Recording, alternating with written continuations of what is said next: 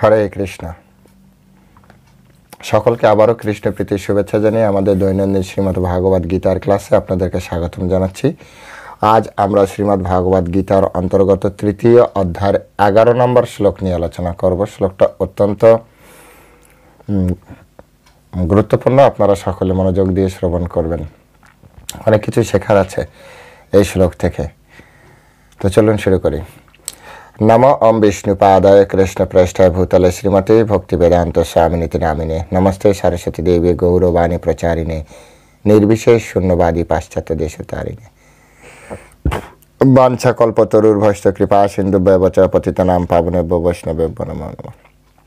जय अनंत कोटि वैष्णव वृंद की जय, शिला प्रभुपाद की जय। श्रीमद् भागवत गीता श्रवणकारी गौर भक्त वृंद की जय। निताय गौर सीतानाथ प्रति प्रेमानंदे हरि बोल। हरे कृष्ण। ओम नमः भगवते वासुदेवाय। ओम नमः भगवते वासुदेवाय। ओम नमः भगवते वासुदेवाय। श्रीमद् भागवत गीता तृतीय अध्याय कर्मयोग श्लोक नंबर 11। देवान् भावयतानेन ते देवा भावयन्तु वा परस्परं भावयन्तु श्रेयःपरम् अवाप्स्यताम्।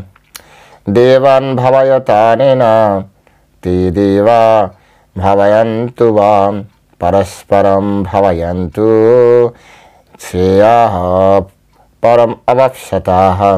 हरे कृष्ण।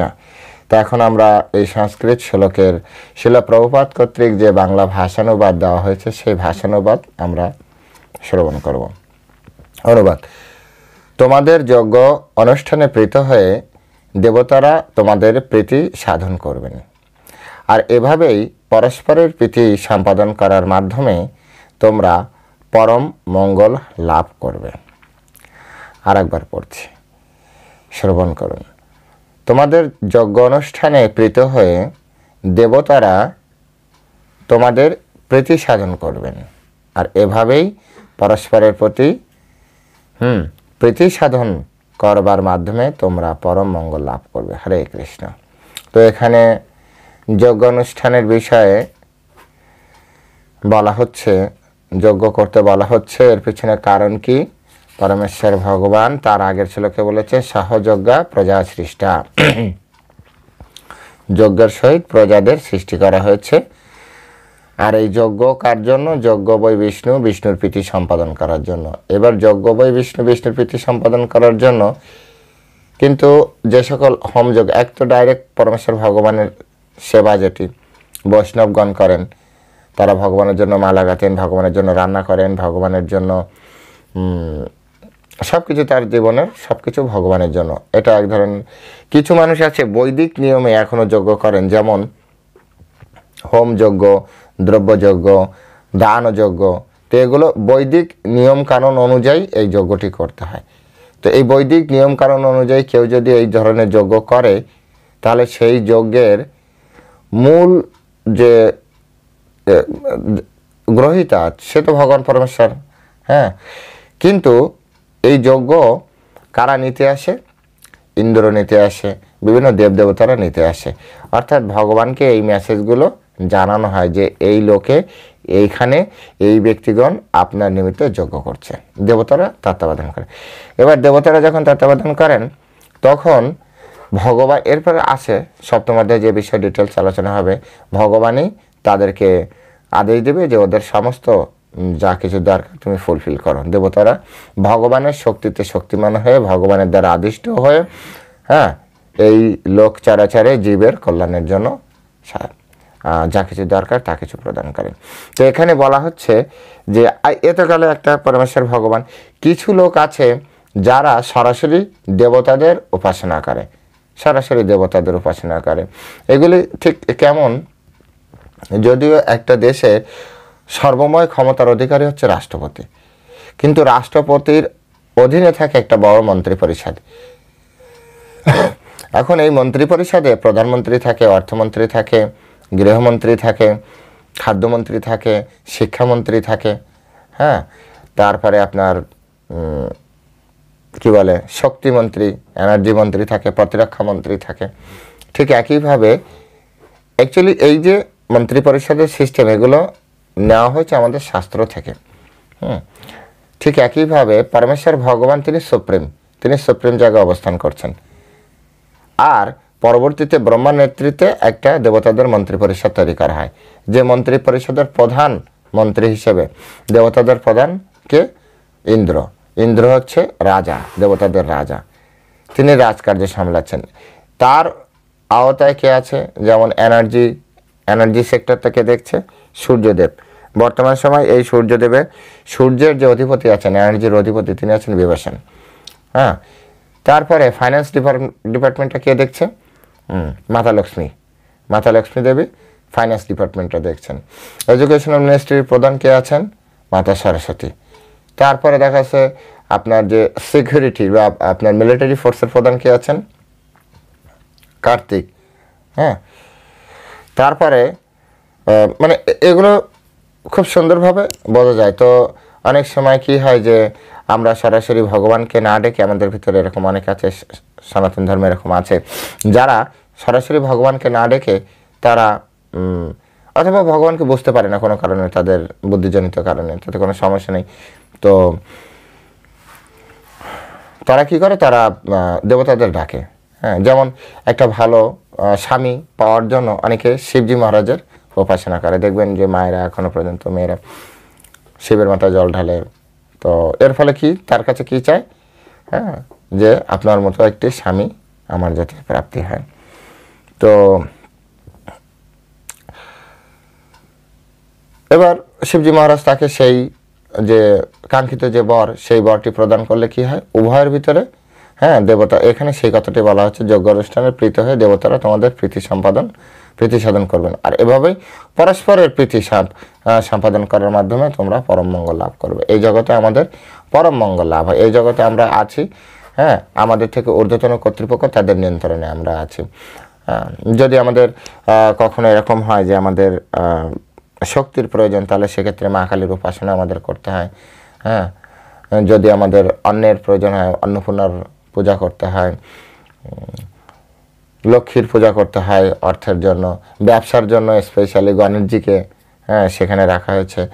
গণেশজি বিজনেস সেক্টরটা তিনি সম্পূর্ণভাবে ট্রেড ইউনিয়নের হেড আছেন, ট্রেড বিজনেস সব কিছু তিনি দেখছেন। তো সেই জন্য তাকেও সন্তুষ্ট রাখতে হয়। তো এর ফলে কি হয়? ওনার মাধ্যমে আমাদের জড়জাগতিক যে কামনা বাসনাগুলো আছে, সেগুলি আমরা খুব সুন্দরভাবে ফিল করতে পারি। আর যখন ওনাদের দ্বারা আমরা এই আমাদের কাম্যবস্তু প্রাপ্তি করি, তখন কি হয়? ওনারাও সন্তুষ্ট থাকে, আমরাও সন্তুষ্ট থাকি। আগে এমন ছিল, আগে যেমন পাম্পের মেশিন ছিল না, তো গরমকালে কিভাবে জল তারা পেত, মাঠে কৃষকরা পেত, কারণ তারা সম্পূর্ণভাবে শাস্ত্র নির্ভর ছিল এবং ধার্মিক ছিল। তাই যখন জলের দরকার হতো, তারা ইন্দ্রের পূজা করতো।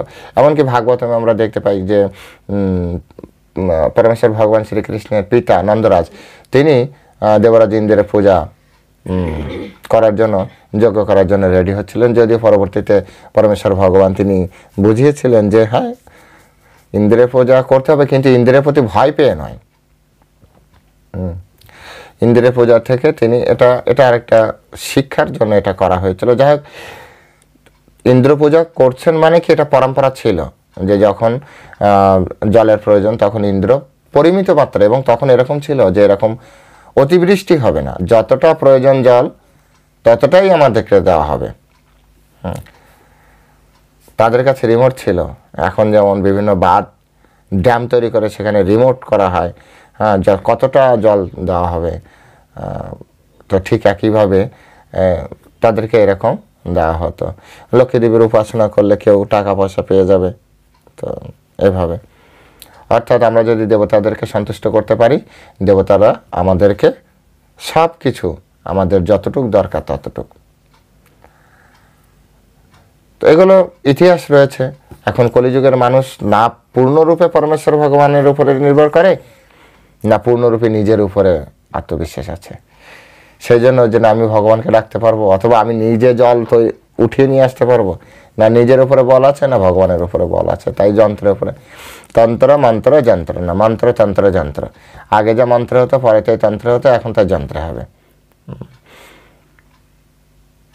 এক সময় অর্জুনের সময় যখন বা তারও আগে মন্ত্রের মাধ্যমে, তীরের মাধ্যমে বড় বড় বিধ্বংসী অস্ত্র তৈরি করা যেত মন্ত্রের মন্ত্র। জাস্ট সবাই তীরই ছুড়বে, কিন্তু এমন মন্ত্র তারা জানতো সেটা অনেক বড় বিধ্বংসী হবে। একটা তীরের মাধ্যমে লাখ বা তীরের বর্ষা ফেলানো যেত, বর্ষার মতো তীর পড়বে। এটা তখন সম্ভব হতো। কিন্তু এখন কি করা হচ্ছে, এখন এমন অস্ত্র তৈরি করা হচ্ছে বর্ষার মতো গুলি বেরোবে, অর্থাৎ যন্ত্র। মন্ত্র তন্ত্র যন্ত্র। আগে যা মন্ত্র হতো তাই এখন যন্ত্রে। কিন্তু প্রবলেম কি, আগে মন্ত্র যেটা করা হতো সেটার আবার তারা চাইলে ব্যাক করতে পারতো। ধরুন একটা তীর ছোড়ার পরে যেভাবে আমরা মহাভারতে দেখতে পাই ব্রহ্মাস্ত্র, অর্জুন যখন অশ্বত্থামা পরীক্ষিত মহারাজকে মারার জন্য ব্রহ্মাস্ত্র ছুড়েছিল, ঠিক তেমনি ওই ব্রহ্মাস্ত্রকে প্রতিহত করার জন্য অর্জুনও ব্রহ্মাস্ত্র ছুড়েছিলেন।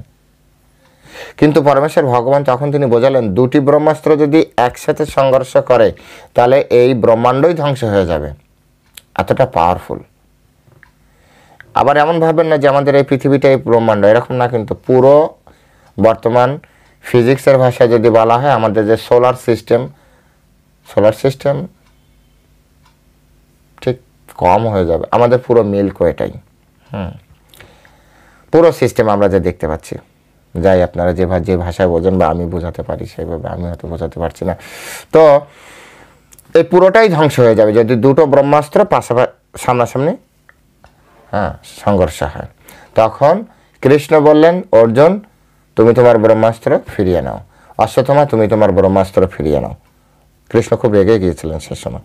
তখন অর্জুন পরমেশ্বর ভগবান শ্রীকৃষ্ণের কথা শুনে তিনি কি করলেন, তিনি তো ব্রহ্মাস্ত্র ফিরিয়ে নিয়েছিলেন, কিন্তু অশ্বত্থামা তিনি ব্রহ্মাস্ত্র ছুটতে পারতেন, ফিরাতে পারতেন না।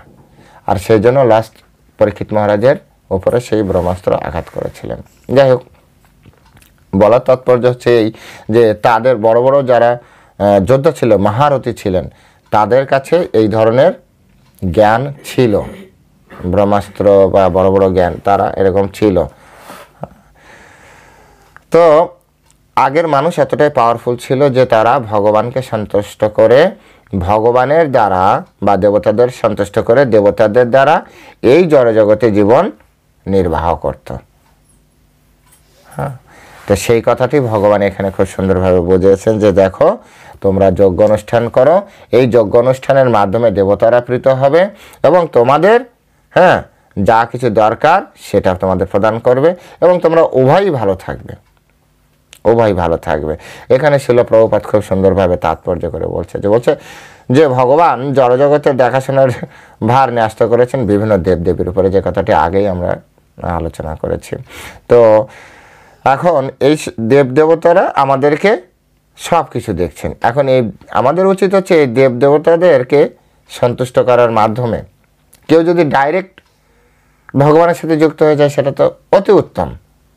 কারো যদি ডাইরেক্ট প্রাইম মিনিস্টারের সাথে বা রাষ্ট্রপতির সাথে সম্পর্ক তৈরি করতে পারে, তাহলে তাকে তো আর গ্রাম পঞ্চায়েতের কাছে যেতে হবে না, যেতে হবে তাকে অন্য কারো কাছে, এমএলএ এদের কাছে যেতে হবে না। তো ঠিক একইভাবে এখানে বলা হচ্ছে যে যদি এরকম না হয় তাহলে সেক্ষেত্রে অবশ্যই সে যাতে, যদি কেউ পরমেশ্বর ভগবানকে চিনতে না পারে, পরমেশ্বর ভগবান সাথে সম্পর্কযুক্ত না হয়, তাহলে সেক্ষেত্রে অবশ্যই তিনি যাতে ভগবানের সেবা যদি সে না, তাহলে সে যাতে দেবতাদের পূজা করে, দেবতাদের জন্য সে যজ্ঞ করে, তার যা দরকার সেজন্য দেবতাদেরকে জানায়। দেবতা এমনিতেই দিবে, দেবতাদের তৈরি ভগবান রেখেছে তার সন্তানদেরকে হেল্প করার জন্য। দেবতাদের উদ্দেশ্য, দেবতারা এই সব কিছু নিয়ন্ত্রণ কেন করছে? জনগণকে হেল্প করার জন্য। এখনকার নেতাদের মতো ওনারা নন, এটা প্রথমে আমাদের ভাবতে হবে। এখনকার নেতারা জনগণের উপরেই চলছে, কিন্তু দেবতারা জনগণকে হেল্প করার জন্য। আমরাই আমাদের অকৃতজ্ঞতার কারণে এখন ভগবান বা দেবতারা আমাদের থেকে মুখ ফিরিয়ে নিয়েছেন, যে ঠিক আছে তোমরা তো আমাদেরকে মানছই না, তোমরা তোমাদের মতো করে দেখো। ধরিত্রী মাতা এমনিতেই ফসল প্রদান করবেন। সত্যযুগে কোনো মানুষ কোনো কাজ করতো না। সত্যযুগে বর্ণাশ্রম, যে এটা বিভিন্ন পুরাণে দেখলাম যে সত্যযুগে বর্ণাশ্রমই ছিল না। কেন? কারণ ওই সময় মানুষ শুধুমাত্র তপস্যা করত। তাহলে খাবার আসতো কোথা থেকে? ধরিত্রী মাতা এমনিতে দিত। কেউ একটা বীজও লাগাতো না, ধরিত্রী মাতা যার যতটুকু খাবার দরকার এমনিতেই দিয়ে দিত। বিচার করুন।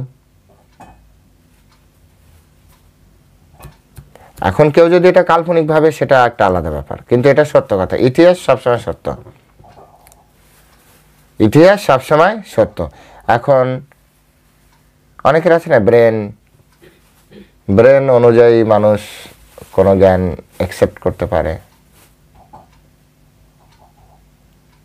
এটাকে উদাহরণ দেওয়া যেতে পারে যে আপনার গায়ে যত বল ততটাই তো আপনি ওয়েট নিতে পারবেন, তার বেশি নিলে তো আপনি পারবেন না। আবার আপনি পারছেন না বিধায় কেউই পারবে না এমন ভাবা উচিত নয়, কেউ না কেউ পারতে পারে। মানে আপনি যতটা বল নিতে পারেন তার থেকে অধিক বল কেউ নিতে পারবে না, অধিক কোনো ওয়েট উঁচু করতে পারবে না এমন তো নয়। ঠিক তেমনি আপনি আমি যা বুঝতে পারি, যা দেখতে পারি, তার থেকে যে অধিক কেউ দেখতে পারবে না এমন নয়। এই জগতে অনেকে আছে ত্রিকালজ্ঞ, আমরা ত্রিকালজ্ঞ নই। আমি তো আমার পিছনে কি হচ্ছে আমি জানি না, হ্যাঁ, আপনি আপনার পিছনে কি হচ্ছে জানেন না। তার মানে এরকম নয় যে কেউই পিছনে কিছু হচ্ছে এটা জানে না। অনেকে ভবিষ্যতে কি হবে তাও বলে দিতে পারে, পিছনে আশেপাশে কি হচ্ছে তাকে নিয়ে কে কি ভাবছে বলে দিতে পারে। আমরা তো দেখি ইউটিউবে অনেক সময় অনেক ব্যক্তি এখনো পর্যন্ত আছে যারা মনের ভিতরে ঢুকে মনের কথা বলে দিতে পারে। বড় বড় শো করছে, বিভিন্ন ব্যক্তিকে ডাকছে, সে যা ভাবছে তা বলে দিচ্ছে যে আপনি এটাই ভাবছেন, সত্য হয়ে যাচ্ছে। তাই শক্তি এইভাবে কাজ করে। ঠিক তেমনি আগের মানুষের যেমন মনোবৃত্তি ছিল, তাদের সব কিছু নিজের ইন্দ্রিয়কে কন্ট্রোল করে, মনকে কন্ট্রোল করে ভগবানে মন লাগানো বা দেবতাদের উপরে মন লাগানোর যে শক্তি ছিল সেটা হয়তো এখন নেই। তাই তাদের সময় যেটা সহজ ছিল আমাদের সময় হয়তো অতটা সহজ নয়, অথবা কেউ কেউ পারছে। তো এখানে শিল প্রভুপাদ একটি বিষয় বারবার করে বলছে যে ভিন্ন ভিন্ন যজ্ঞ ভিন্ন ভিন্ন দেবদেবীর তুষ্টি সাধনের জন্য অনুষ্ঠিত হয়, কিন্তু তা হলেও সমস্ত যজ্ঞের যজ্ঞপতি, হ্যাঁ, পরম ভক্তরূপে শ্রী বিষ্ণু, হ্যাঁ, আরাধনা করা হয়।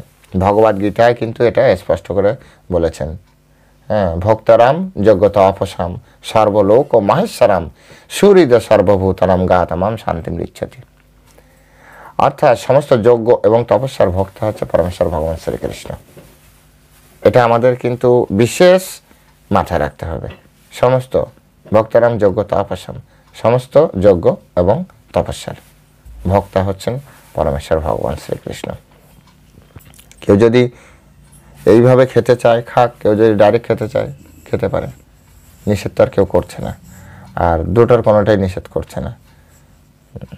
ভগবদ গীতা ভগবান বলেছেন কেউ যদি দেবতাদের উপাসনা করে সেও অবিধিপূর্বক আমারই উপাসনা করছে, বিধিতে করছে না, অবিধিতে করছে।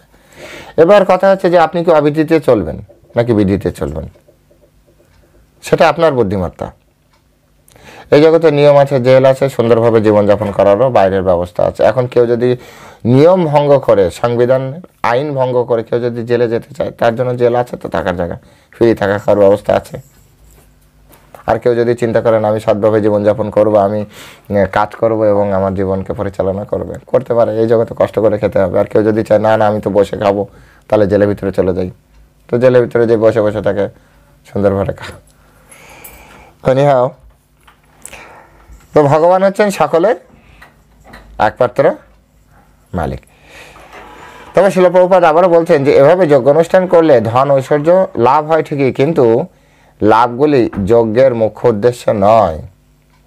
এই যে দেবতাদের প্রতি যে সকল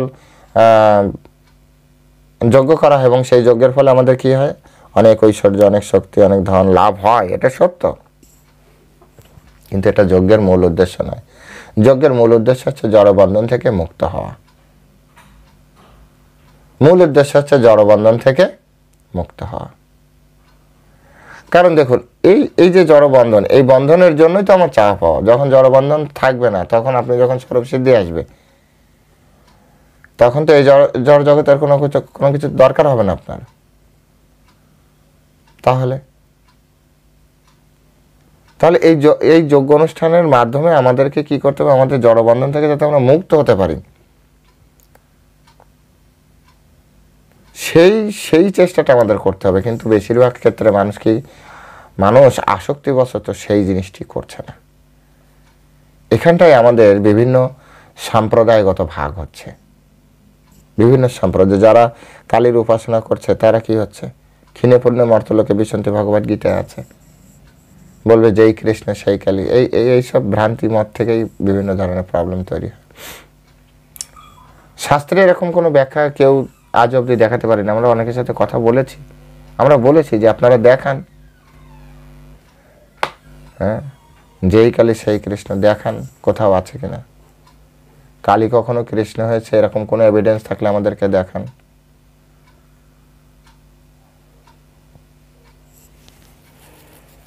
তো এই জন্য আলটিমেট আপনি যারই উপাসনা করেন না কেন, আলটিমেট উপাসনা পরমেশ্বর ভগবান শ্রীকৃষ্ণের। এখন এটাই যে একমাত্র করতেই হবে সেরকম বলতে পারি না, আমি বলা উচিত না। আমাদের উদ্দেশ্য প্রচার করা কৃষ্ণের তত্ত্ব, তাই প্রচার করছি। এবার আপনার ব্রেনে যদি সেইভাবে এটা কাজ না করে, আপনি যদি সেভাবে না বুঝতে পারেন, আপনি করতে পারবেন না। তো সুপ্রিম অ্যাবসলিউট ট্রুথ যেটাকে বলা, ট্রুথ, অ্যাবসলিউট ট্রুথ, এই দুটোর ভিতর পার্থক্য আছে। ওইটুক হচ্ছে দেবতার ভগবানের বিষয় পার্থক্য। তাই এখানে শিল প্রভুপাদ বলছে যে যজ্ঞ তো এখানে করতে বলছে কৃষ্ণ, খুব ভালো উদার মনে যজ্ঞ করো, কিন্তু যজ্ঞের উদ্দেশ্য জড়জগতিক কামনা বাসনা প্রাপ্তি নয়। মূল উদ্দেশ্য নয়, মূল উদ্দেশ্য হচ্ছে জড় জীবন থেকে মুক্ত হওয়া। যজ্ঞপতি বিষ্ণু যদি প্রীত হন, তাহলেই তিনি মায়ার এই বন্ধন থেকে আমাদেরকে মুক্ত করতে পারবেন, এছাড়া আর কেউ পারবে না। এই জগতে আমরা যে মায়ের দ্বারা আবদ্ধ আছি, এটা অনেকে এরকম বলে, হ্যাঁ প্রভু আপনারা তো একরকম ভালোই করেছেন, কিন্তু আমরা তো মায়ার সংসারে আছি, আমরা আপনাদের মতো পারছি না। এটা কেমন কথা? যদি আপনি বুঝতে পারেন যে আপনার রোগ হয়েছে, তো আপনি কেন চিকিৎসা করাচ্ছেন না? আর যদি আপনি ততক্ষণ পর্যন্ত আপনি চিকিৎসা করাবেন না যতক্ষণ পর্যন্ত আপনি এটা 100% বুঝতে না পারছেন যে আপনার রোগ হয়েছে। তো দয়া করে বোঝার চেষ্টা করুন। এটা তো খুব সিম্পল। যদি আপনি মনে করেন আপনি মায়াগ্রস্ত, তো মায়া থেকে মুক্ত হওয়ার চেষ্টা করুন। না আমরা কি আর আপনাদের মতো পারবো? চেষ্টা করুন। চেষ্টা করতে সমস্যা কি? অথবা শিখে নিন আমাদের কাছ থেকে কিভাবে আপনি সংসারে থেকে সকলকে নিয়ে, পরিবারের সকলকে নিয়ে আপনি মায়া থেকে মুক্ত হওয়ার জন্য চেষ্টা করতে পারবেন। শিখে নিন, সাধুগুরু বৈষ্ণবের কাছ থেকে শিখে নিন। খুবই সহজ পন্থা, এটা খুব বেশি কঠিন নয়। আর পরমেশ্বর ভগবান তাও বলে দিয়েছে, ভগবদ্গীতা বলেছে, মাধ্যাকর্ষণ প্রকৃতি শুয়েতে চরাচরম। হ্যাঁ, আমার অধ্যক্ষতায় এই যে জড়জগতের মায়া শক্তি প্রকৃতি, এটা নিয়ন্ত্রিত। এই যে প্রকৃতি বা এই যে মায়া শক্তি, এটা ভগবানের নিয়ন্ত্রণে, ভগবান মায়া শক্তির নিয়ন্ত্রণে নয়। তিনি আরেক জায়গায় এভাবে আরো বলেছেন, এটা গেল একটা পয়েন্ট। আরেকটা জায়গায় বলেছেন, দৈবেশা গুণময়ী মম মায়া দূরত্বয়া। আমার যে ত্রিগুণাত্মিকা মায়া শক্তি, দৈবেশী গুণমায়া মম মায়া দূরত্বয়া, আমার এই যে মায়া শক্তি অত্যন্ত দূরতিক্রমী, অত্যন্ত পাওয়ারফুল। কিন্তু তিনি খুব সুন্দরভাবে পরের লাইন লিখেছেন, মামেব যে প্রপদ্যন্তে মায়া মেতম তরন্তিতে। কিন্তু কেউ যদি আমার চরণে আত্মসমর্পণ করে, তাহলে আমি খুব সহজেই তাকে মুক্ত করে দিতে পারবো। মায়া মেতম তরন্তিতে, এই মায়া থেকে সে উদ্ধার হতে পারবে। কিভাবে? মামেব যে প্রপদ্যন্তে, যে আমার চরণে, কৃষ্ণের চরণে আত্মসমর্পণ করবে, শরণাগত হবে। খুব সিম্পলি আপনি বলে দেখুন, হে কৃষ্ণ আমি আপনার কাছে আত্মসমর্পণ করেছি। এই জন্য আমাদের দেখবেন ইস্কনে আসলে বা যে কোনো সম্প্রদায় দেখবেন হরে কৃষ্ণ বলার সময় হাত উঁচু করা দেখায়। হাত উঁচু করা কেন করে? সারেন্ডার টু মি, আমার কাছে আত্মসমর্পণ করো। অর্থাৎ কৃষ্ণের কাছে, কৃষ্ণের নামের কাছে আমরা আত্মসমর্পণ করেছি। Hands up. অনেকে আমরা যখন হরে কৃষ্ণ করে অনেকে হাত উঁচু করতে চান, হ্যাঁ তুমি কে, তোমার কথা আমাকে হাত উঁচু করতে হবে? আরে বাবা, আপনি না আমার জন্য হাত উঁচু করছেন, না আমার সামনে আপনি হাত উঁচু করছেন, আপনি কৃষ্ণের সামনে হাত উঁচু করছেন, আর কৃষ্ণ হচ্ছেন সর্বময় ক্ষমতার অধিকারী। আত্মসমর্পণ করুন, তা নাহলে কংসের মতো মরতে হবে, রাবণের মতো মরতে হবে, হিরণ্যকশিপুর মতো মরতে হবে, শিশুপালের মতো মরতে হবে, কুম্ভকর্ণের মতো মরতে হবে। ভগবানের সামনে মাথা উঁচু করে কেউ কখনো পারেনি, পারবে না, চিন্তা নেই। সুতরাং আপনাদের রিস্ক নিয়ে আমার মনে হয় না খুব বেশি উপকার হবে। তাই কৃষ্ণের সামনে আত্মসমর্পণ করুন। কেউ যদি চায় এটা করতে পারে, খুব সহজ হবে। তাই শিল প্রভুপাদ বলছেন যজ্ঞ অনুষ্ঠান করার ফলে খাদ্য সামগ্রী শুদ্ধ হয় এবং তা আহার করার ফলে জীবের সত্তা শুদ্ধ হয়। যদি আমরা ভগবানকে নিবেদন করে খাবার খাই, যজ্ঞ তো এটা যজ্ঞ, এই যজ্ঞের ফলে যে খাবার খাবো সেই খাবারটা খেলে আমাদের সত্তা শুদ্ধি হয়। বেদে বলা হচ্ছে আহার শুদ্ধ সত্তা শুদ্ধি, সত্তা শুদ্ধ ধ্রুবাস্মৃতি। আহার যদি শুদ্ধ হয় তাহলে সত্তা বা চেতনা এটা শুদ্ধ হয়ে যায়। এই যে এখন যে মানুষ যে বিভিন্ন ধরনের ক্রাইম করছে জানেন, এর পিছনে কারণ কি? আহার ঠিক নেই। একজন মানুষ যে বিভিন্ন ধরনের আইন শৃঙ্খলা ভঙ্গ করছে, এর প্রধান কারণ কি? খাদ্য ঠিক নেই।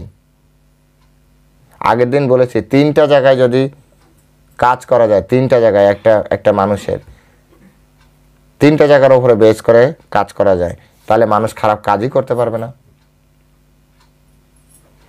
একটা হচ্ছে আমাদের চেতনা কিভাবে তৈরি হয়, এর আগের ক্লাসে কোনো একটা ক্লাসে আমি বলেছি, খাদ্য থেকে, সঙ্গ থেকে, শিক্ষা থেকে। খাদ্য, সঙ্গ, শিক্ষা। আপনি যা খাচ্ছেন তাই অনুযায়ী, তাই দিয়ে আপনার মেধা তৈরি হচ্ছে, আপনার রক্ত মাংস মজ্জা তৈরি হচ্ছে। 2 হচ্ছে আপনি কার সঙ্গ করছেন, সেখান থেকে আপনি জ্ঞান নিচ্ছেন। 3 নম্বর হচ্ছে আপনি কি ধরনের বই পড়ছেন, কি পড়াশোনা করছেন, সেখান থেকে আপনার ভিতরে ভিতরে ভিতরে ভিতরে আপনার চেতনা তৈরি হচ্ছে। তো এই 3টা জায়গায় আপনি ক্লিয়ার করতে চাইলে চৈতন্য মহাপ্রভুর শিক্ষা আপনি গ্রহণ করুন। বল কৃষ্ণ, ভজ কৃষ্ণ, কর কৃষ্ণ শিক্ষা। আপনি যদি বল কৃষ্ণ মানে আপনি সবসময় কৃষ্ণ কথা বলেন, তো কার সাথে বলবেন? আপনি সবসময় ভক্ত ছাড়া তো আপনার কথা শুনবেন না। বাইরের জড়জগতের মানুষ কৃষ্ণ কথা শুনতে চায় না। এই যে দেখুন, এত সুন্দর করে বোঝানোর চেষ্টা করছে, ভিডিওটা কতজন দেখছে আপনারা নিজেই তো দেখতে পারবেন, ভিউয়ার্স কতজন। অথচ কত আজে বাজে ভিডিও ইউটিউবে রয়েছে, কতজন দেখে? লাখো লোক দেখে।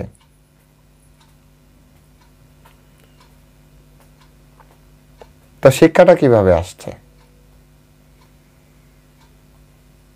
ওখান থেকে আজে বাজে জিনিস। আপনি যদি আজে বাজে জিনিস বেশি খান, তাহলে আপনার পেটের কতটা ভালো হবে, ততটাই। তো এই জন্য ভক্ত সঙ্গ, ভক্ত না হলে সবাই দেখবে না। অর্থাৎ ভিতরে ভগবানের প্রতি শ্রদ্ধা থাকবে, তবে সে দেখবে, নাহলে দেখবে না। তাহলে বল কৃষ্ণ মানে আপনি ভক্ত হন, তা না হলে আপনি কৃষ্ণ কথা বলতেও পারবেন না, কৃষ্ণ কথা শুনতেও পারবেন না। ভজ কৃষ্ণ মানে আপনি কৃষ্ণের ভজনা করেন। কৃষ্ণের ভজনা করা মানে কৃষ্ণের জন্য রান্না করতে হবে, কৃষ্ণকে ভোগ লাগাতে হবে। এবার আপনি খাবেন কি? কৃষ্ণের নিবেদিত নৈবেদ্য প্রসাদ রূপে খাবেন, তার মানে আপনার আহার শুদ্ধ হয়ে গেল। এই কথাটা ছিল প্রভুপাদ বলেছে যে খাদ্য দ্রব্য শুদ্ধ হয়। ভগবানকে যদি আপনি ভোগ লাগান, যা আপনি খেতে চান, বিশেষ সেখানে আবার পত্রম পুষ্পম ফলম তম জমে ভক্তা প্রজাস্যতি। পত্র পুষ্প ফল জল, এর বাইরে না। মৎস্য মাংসম এই শব্দ কখনো উচ্চারণ করবেন না, না আমি তাহলে এটা খেয়ে। ভগবান বলছে পত্র পুষ্প ফল জল। তাই যে কেউ ভগবানকে রান্না করে ভগবানকে নিবেদন করবে, ভগবান সেটা গ্রহণ করবে এবং ভগবানের অহিতকী কৃপার ফলে ওই খাদ্যদ্রব্য আপনার কাছে প্রসাদ রূপে যেটা আসবে সেটা সম্পূর্ণরূপে পরিশুদ্ধ হয়ে আসবে। এবং সেই আহার করার ফলে কি হবে? আমাদের তুষ্টি, পুষ্টি, সন্তুষ্টি। খাবার খেলে আমাদের তুষ্টি হবে, পুষ্টি পাবো, আমরা সন্তুষ্ট হয়ে যাবো, রিল্যাক্স, হ্যাঁ খুব প্রসাদ পেলাম, মনের আনন্দ চলে আসবে। আর এর ফলে কী হবে, আমাদের জীবন, আমাদের যে সত্তা, সে সত্তা পবিত্র হবে। আর পবিত্র সত্তা যখন হবে তখন আপনি পবিত্র বিষয় নিয়ে ভাবতে পারবেন, তখন আপনি পবিত্র বিষয় নিয়ে আপনি ভগবানকে আরাধনা করতে পারবেন। এই যে অনেকে বলে না কৃষ্ণকে দেখেছেন, কত ধরনের কত নেগেটিভ কথা বলে, আমরা বুঝতে পারি যে আসলে চেতনায় প্রবলেম, ওনার কোনো দোষ নেই, ওনার এই 3টা জায়গায় সমস্যা আছে, কিন্তু উনি তো মানতে চাবে না। এই 3টা জায়গায় ক্লিয়ার করার পরে একজন ব্যক্তি আপনা আপনি ভালো হয়ে যাবে। কে কার কথা শুনে, যে শুনে সে বেঁচে গেল, আর যে শুনবে না সে তার মতো হয়ে রয়ে গেল। তাই সত্য শুদ্ধ হওয়ার ফলে স্মৃতি শুদ্ধ হয়, যেটা শ্লোক বললাম, তখন সে মোক্ষ লাভের পথ খুঁজে পায়। যদি আপনি একবার ভালো স্মৃতি পেয়ে যান, না স্মৃতি মানে কি, আপনার পুরনো কিছু আপনার মনে থাকবে। আপনি যেমন স্মৃতিটাই ভালো না, মেমোরি ভালো না, তার মানে কি আপনি যা পড়েছেন মনে থাকে না। হেভি স্মৃতিধর মানে কি মেমোরি ভালো, তার মানে মেমোরি ভালো মানে কি আলটিমেট মেমোরি আপনার মনে আছে, অ্যাবসলিউট ট্রুথ, কবে ভগবানকে দেখেছেন মনে আছে। আর যখনই মনে আছে তখন কেউ কৃষ্ণের কথা বলে কানেক্টেড হয়ে গেল।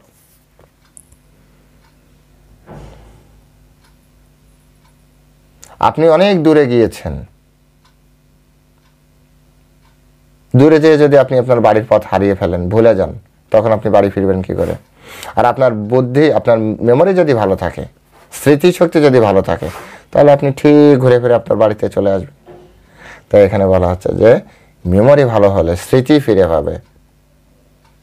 আহার শুদ্ধ, সত্তা শুদ্ধি, সত্তা শুদ্ধ ধ্রুবা স্মৃতি, স্মৃতি ফিরে পাবে। কিভাবে আমি আমার বাড়িতে ফিরে যাব? তখন আমি জানবো যে এই বাড়ি আমার কি কর্মের ফলে এটা পেয়েছে, আর কতটা স্থায়ী, এটা অস্থায়ী বাড়ি। তাহলে আমাকে স্থায়ী বাড়িতে ফিরতে হবে।